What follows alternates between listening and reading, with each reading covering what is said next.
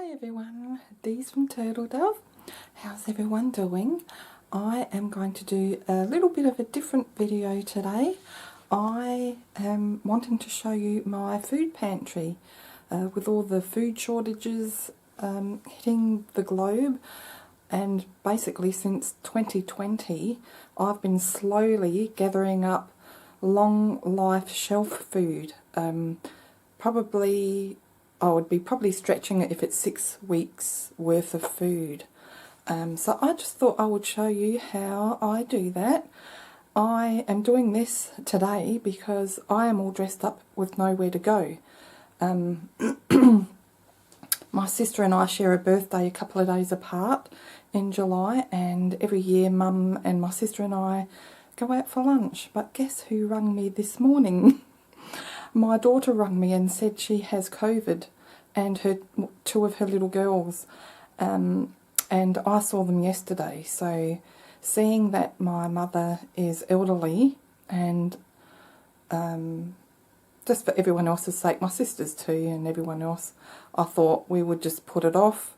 So yeah, basically half an hour ago, my daughter rang me, so yeah, I had to ring my sister and cancel. So she was nice enough. I said to her, go ahead and still have lunch, but she said no, we'll delay it for another time, so that was nice of her.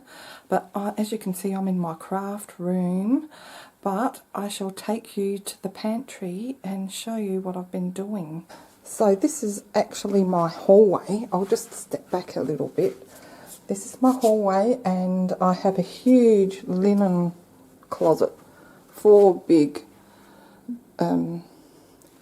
doors. So I made room, and this is a problem with a lot of people, don't have room to be able to store a lot of food, but it's only hubby and I, and we can only eat so much before the food will be out of date. So I've limited to a certain amount. Most cans, 8 cans of each at the most, but then certain things like tomatoes and tomato paste I'll get more. But this is all my canned veggies. You can't see very well because it's dark in the closet, but I've got all my tomatoes. They go all the way back, so I've got lots of tomatoes because I use those for bases for casseroles and all sorts of things. You know, spaghetti, soups, all sorts. Then I've got some potatoes and mushrooms, all the peas and carrots and corn, beans, sauerkraut, lentils. I've only got 1 asparagus, a couple of the sliced beetroot. But what I do is I've got this little pad here, and like for instance, this is the meat page. So I'll take you in the garage where I store some more cans. And on the left is how many cans there should be, and then on the right column is how much I've got in the pantry, so I can keep an eye on that and then know for my shopping list I just buy a few cans every week. And this is the result from doing it over a 2-year period. So that is that. Now I'll take you to my kitchen pantry and show you what I've done there. So just before I do that, I'll just tell you that, so I'll show you, I've got an inventory and the fruits, how many canned fruits I've got, and then the canned veggies, and then the meat, sauces. I should put jams in with that as well, legumes, just all the beans and things, soups and spices, and dairy like powdered milk, evaporated milk, coconut milk, long life milk, things like that. So you get the idea. Now this is my every day pantry. I wish I had a walk-in pantry, but I don't, but I'm just happy to have a lot of space to put my food in. So this is just what I use on a day-to-day basis. and when I run out I go to my stock, and then always rotate your food too. But right on the top, where it's very hard to reach, I just store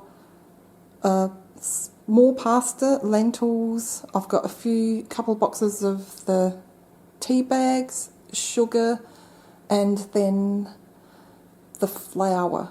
And do your research, because certain things aren't going to last as long. Like flour, the shelf life of flour isn't as long as, say, pasta or something like that. So just be aware of everything that you're putting away and keep it safe from critters and things like that.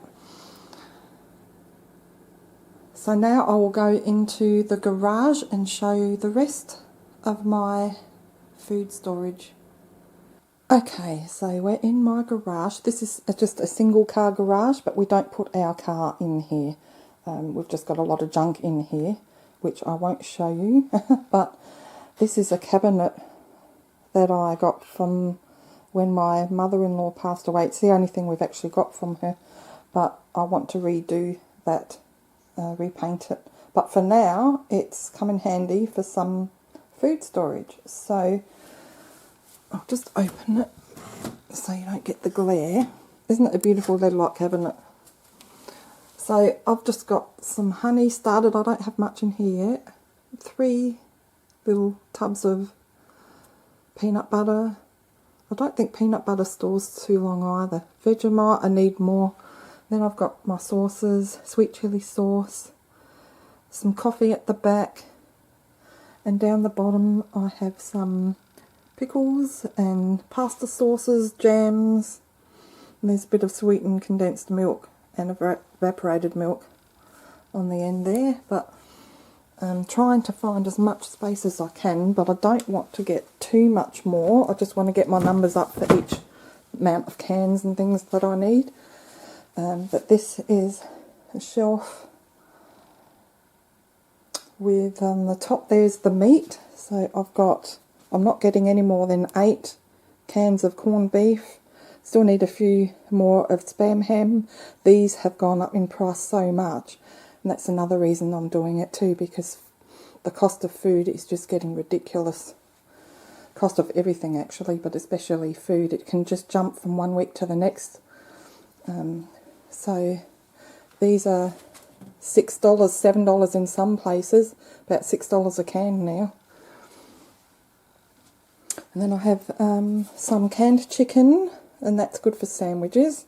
And all the canned meats tend to last for a few years, so do your research. Don't ever take anyone else's word for it. Just go and do your own research and just look at how long you can actually store different types of canned foods. And they're being sneaky now, because I've noticed with the canned tuna, they are writing down the date that it's packed but not the use by date anymore. I don't know why that's changed. I don't think it's on all tunas, but yeah. So I've got some braised steak and onion, small cans of tuna, and I obviously use this as well, and as soon as I use it, then I'll just change things in my little notebook so I know to replace it. And always remember to rotate, and that way you're not going to have to throw food out.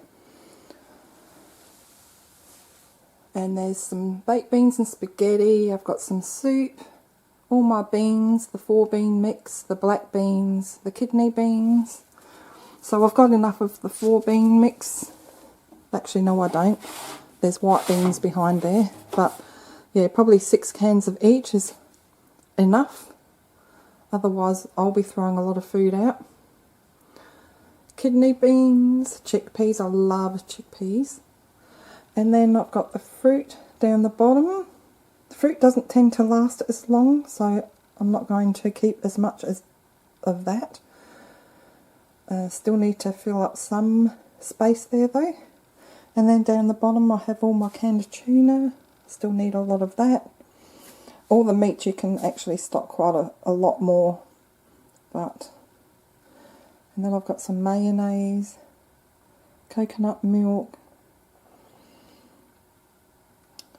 And yeah, so that's it guys. That is my pantry storage. I'll show you on this side. This is all Christmas, Easter, Halloween decorations.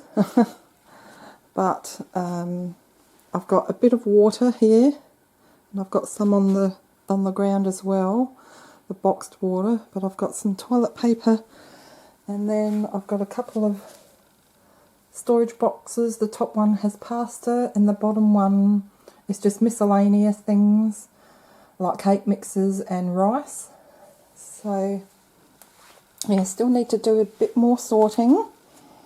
So, what do you think of my pantry storage? I think it's always a good idea for people, if you can, to, you know, have at least a couple of weeks, 3 weeks of food, just the long life, just because you don't know what happens. Even if you get sick with COVID, you know, it's always good to have there. And I'm not going out and buying trolleys worth in one time. For me, doing this, just a few items every week, helps with the rotation as well. So that way you're not buying 20 beans and they've all got the same use by date on there, if you do it over a few months. But yeah, food is really getting expensive, so I'm glad I did it. So let me know what you think, and if you're doing anything with storing extra food. Hope you enjoyed this video. Thanks so much for watching everyone. Take care of yourselves and we'll see you next time. Bye for now.